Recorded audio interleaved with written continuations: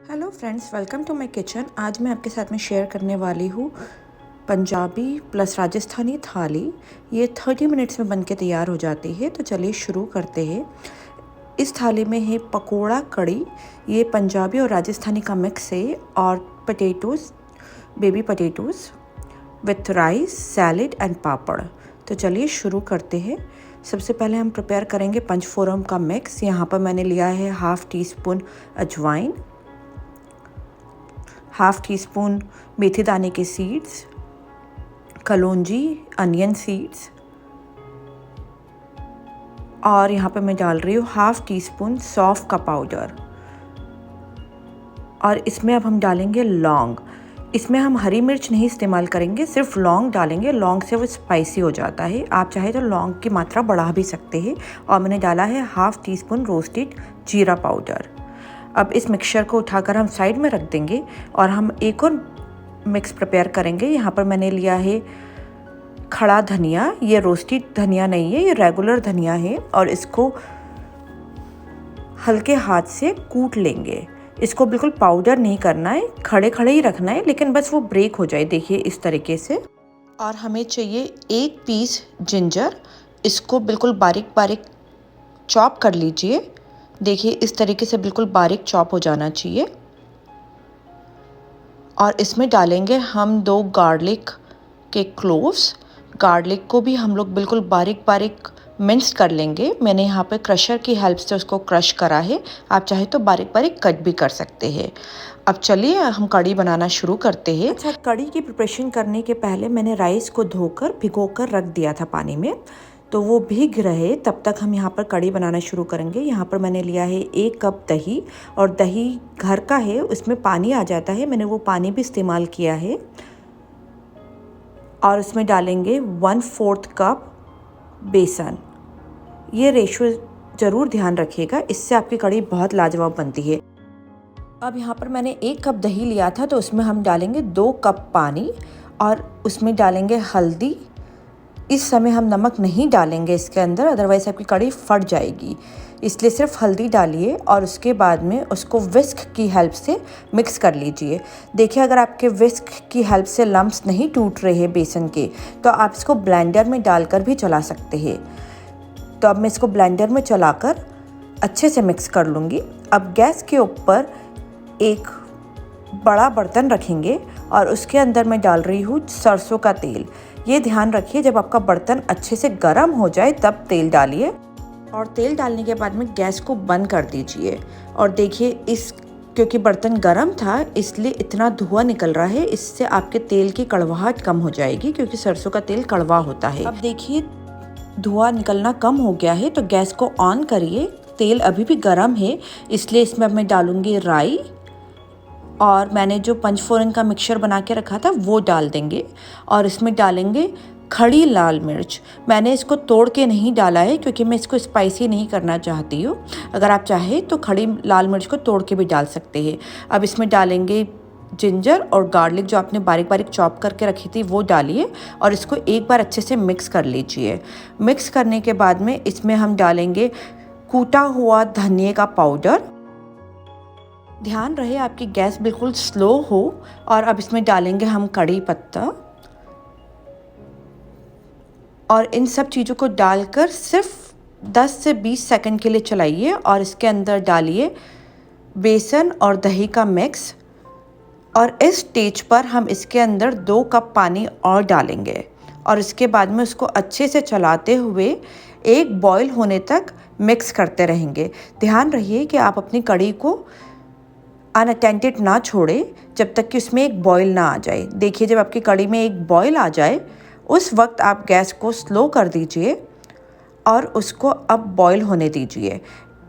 इस तरीके से अगर आप कड़ी बनाएंगे तो आपको उसको ज़्यादा देर तक पकाने की ज़रूरत नहीं है, 20 मिनट के लिए ही उसको उबलने दीजिए। अब जब तक वो उबल रहा है हम हमारे पकौड़ी की तैयारी शुरू करेंगे। यहाँ पर मैंने लिया है 3 बड़े चम्मच बेसन। और बेसन में अब हम डालेंगे क्रश कर अजवाइन। तो मैंने यहाँ पर 1 टीस्पून अजवाइन को हाथ में लेके इस तरीके से क्रश करके डाला है। और इसमें डालेंगे नमक और हल्दी। इसके अलावा हमें इस पकोड़े में कुछ भी डालने की ज़रूरत नहीं है। अब थोड़ा थोड़ा सा पानी डालकर इसको अच्छे से मिक्स कर लीजिए। देखिए पानी को धीरे धीरे डालिएगा, अगर आप एक साथ डालेंगे तो आपका मिक्सचर पतला हो जाएगा। इस वक्त हमें इसको थोड़ा सा थिक ही रखना है। अब इसको अच्छे से मिक्स करके 5 मिनट के लिए साइड में रख दीजिए। इससे क्या होगा कि आपका बेसन गल जाएगा और पकोड़े बहुत लाजवाब बनेंगे। देखिए मैंने इसको अच्छे से मिक्स कर लिया है, इसमें कोई लम्प नहीं है। अब मैं इसे साइड में रख दूँगी। तब तक मेरा तेल गरम हो रहा है, सिर्फ तब तक ही उसे साइड में रखिए। और जब आपका तेल गरम हो जाए तो ये जो आपने मिक्स बनाया था बेसन का, देखिए अभी भी कितना थिक है। इसमें मैं कोई भी बेकिंग सोडा या बेकिंग पाउडर नहीं डालूँगी, लेकिन इसके अंदर में मैं डालूँगी 1 टेबलस्पून गरम ऑयल। इससे आपके पकोड़े बिल्कुल सॉफ्ट बनेंगे और फ्लफ़ी बनेंगे। तो 1 टेबलस्पून गरम ऑयल डाल के उसको अच्छे से मिक्स कर लीजिए। और मिक्स करने के बाद में देखिए आपकी कंसिस्टेंसी इस तरीके से होनी चाहिए, रनी नहीं होनी चाहिए, लेकिन ड्रॉपिंग कंसिस्टेंसी होनी चाहिए। अब गरम तेल में चम्मच की सहायता से इस ढंग से आप पकोड़े डाल लीजिए और सारे पकोड़े इस तरीके से बनाकर रेडी करके साइड में रख लीजिए। और साइड में आपकी कढ़ी बॉईल हो रही है स्लो के ऊपर, वो अच्छे से कुक हो जाएगी जब तक आपके पकोड़े बन के तैयार होंगे। और पकोड़ों को इस तरीके से चम्मच की सहायता से टर्न कर कर कुक कर लीजिए। इसको ज़्यादा क्रिस्पी नहीं करना है, तो ध्यान रखिएगा कि ये ज़्यादा लाल ना हो। बस इस तरीके से इनको टर्न कर कर कर फ्राई कर लीजिए और इसको आप टॉवल पेपर के ऊपर निकाल कर साइड में रख लीजिए। जब तक मेरे पकोड़े का घोल गल रहा था, तब तक मैंने आलू को निकाल कर कुनकुने पानी में, नमक के पानी में डालकर सोक होने के लिए रख दिया था। इससे उसमें जो गंदगी है वो निकल जाएगी, क्योंकि मैं आलूओं को पील नहीं करने वाली हूँ। अब देखिए मेरी कढ़ी उबल गई है साइड में, और इसे उबलते हुए 15 मिनट हो चुके हैं। देखिए मेरी कढ़ी बिल्कुल एक सी दिख रही है, फटी हुई नहीं दिख रही है, क्योंकि मैंने इसे बिना नमक के उबाला है। अब इस वक्त पर क्योंकि कढ़ी उबल चुकी है और रेडी है, इसलिए इसमें मैं डालूंगी स्वाद अनुसार नमक। और नमक डाल के मैं इसे अच्छे से मिक्स कर लूँगी। और मिक्स करने के बाद में इसमें मैं डालूँगी 1 चम्मच शुगर से इसका फ्लेवर इन्हेंस होगा। दही के साथ में आप शुगर कभी भी डालिए, आप जिस भी चीज़ में डालेंगे उसका फ्लेवर इन्हेंस ही होगा। और इसको अच्छे से मिक्स कर लीजिए और इसमें डालिए पकोड़े, क्योंकि दही खट्टा होता है और शुगर खटास को बैलेंस करती है, इसलिए थोड़ी सी शुगर डालेंगे तो बहुत अच्छा फ्लेवर देगा। और पकोड़े डालकर इसे अब हम 5 मिनट के लिए और बॉईल होने देंगे। और ऊपर से इसमें डालेंगे हम थोड़ी सी कसूरी मेथी। तो देखिए मैंने 1 टीस्पून कसूरी मेथी हाथ में लेकर इस ढंग से क्रश करके डाल दी है। बस अब इसे 5 मिनट के लिए उबलने दीजिए और ऊपर से तड़का डालकर आपकी कढ़ी एंजॉय करिए। देखिए अब तड़का बनाने के लिए मैंने यहाँ पर लिया है 2 टेबलस्पून घी से कढ़ी का फ्लेवर बहुत इन्हेंस होता है, इसीलिए मैंने कहा था ये पंजाबी और राजस्थानी का मिक्स है। और इसमें डालेंगे हींग, और मैंने यहाँ पे डाला है देंगी मिर्च। देंगी मिर्च सिर्फ कलर देती है, क्योंकि मैंने इसमें लौंग डाली थी जिससे कढ़ी ऑलरेडी अच्छी स्पाइसी हो गई है, इसलिए मैंने देंगी मिर्च का इस्तेमाल किया है। और इसमें डालिए जीरा, और इसके बाद में इस तड़के को कढ़ी में डाल दीजिए और आपकी कढ़ी बनके तैयार है। और जिस पैन में आपने तड़का बनाया था उसमें थोड़ी सी कढ़ी इस ढंग से डालकर वापस से कढ़ी के साथ में मिक्स कर लीजिए। देखिए आपकी कढ़ी बनके तैयार हो गई है। अब हम बनाएंगे छोटे पटेटोज़ की सब्जी। ये 5 से 10 मिनट में बनके तैयार हो जाती है। देखिए मेरा ये पटेटो बिल्कुल भी साफ़ नहीं हुआ है, इसलिए अब मैं इसको पील कर लूँगी। तो ये ध्यान रखिए आपके पटेटो ढंग से साफ़ हो गए हैं। बाकी पटेटोज़ बिल्कुल क्लीन हैं, क्योंकि मैंने उनको 5 मिनट के लिए गुनगुने नमक के पानी में भिगो के रख दिया था। अब मैं पानी में से निकाल दूँगी, क्योंकि मेरे ये पटेटोज़ थोड़े से बड़े हैं, इसलिए मैं इनको बीच में से आधा कट कर दूँगी।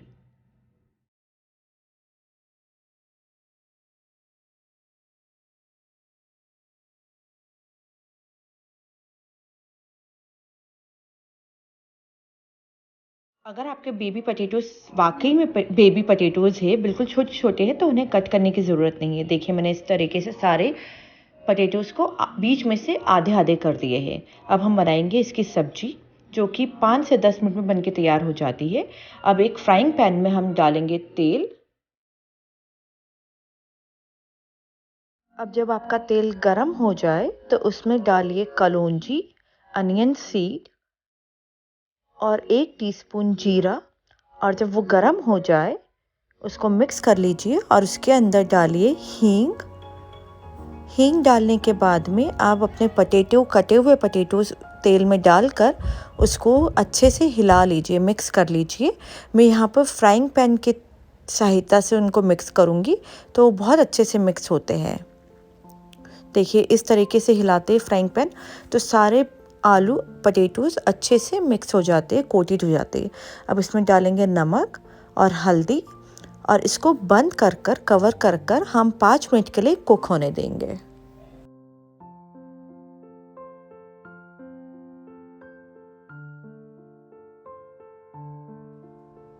अब 5 मिनट के बाद में आप देखेंगे कि इसमें पानी आ गया है, मतलब आपके आलू कुक होने लग गए। देखिए जो आलू हम लोगों ने पील करके डाला था वो रेड भी दिख रहा है। तो अब हमें सारे पोटैटोज़ को रेड करना है, तो हम उनको सबको फ्लिप कर देंगे इस तरीके से, चम्मच की सहायता से। फ्लिप करने से क्या होगा, आपके आलू कुरकुरे बनेंगे। तो इस ढंग से सारे फ्लिप कर इसे ढक कर 2 मिनट के लिए और कुक होने दीजिए। देखिए सारे पोटैटोज़ फ्लिप कर दिए। अब इसको ढक दीजिए और 2 मिनट के लिए कुक होने दीजिए। 2 मिनट के बाद में आप देखेंगे कि आपके सारे पोटैटोज़ अंदर से बिल्कुल कुक हो गए हैं और कुरकुरे हो गए हैं। आप एक पोटैटो को चम्मच की सहायता से दबाकर भी देख सकते हैं। देखिए मैं सारे पोटैटोज़ फ्लिप करूँगी और सारे पोटैटोज़ नीचे से रेड हो गए हैं। ये बहुत ही कुरकुरे और बहुत ही लाजवाब बनते हैं।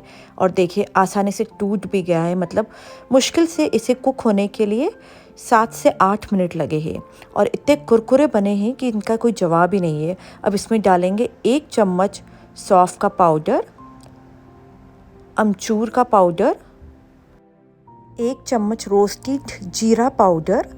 मैं जीरा को अच्छे से घर में रोस्ट करके पाउडर करके डब्बे में पैक करके रखती हूँ, वो 1 महीने तक बिल्कुल फ्रेश रहता है। और अब इसमें डालेंगे 1 चम्मच कसूरी मेथी। कसूरी मेथी को हाथ में लेकर क्रश करके इसमें डालिएगा, इससे इसका फ्लेवर बहुत ही अच्छा आता है। देखिए इस ढंग से क्रश करके डाल दीजिए। और अब इसको फ्राइंग पैन को ही हिलाते हुए सारे पोटैटोज़ को कोट करेंगे, चम्मच से ना हिलाए। और इसके बाद में इसे ढक कर 1 मिनट के लिए और कुक होने देंगे। इससे सारे मसाले आलू में फ्लेवर बिल्कुल अंदर चले जाएगा। और इसमें अब हम डालेंगे थोड़ा सा पानी, तो हाथ में इस ढंग से पानी लेकर पानी को छिटक दीजिए आलू के ऊपर और उसको हिलाकर बंद कर दीजिए।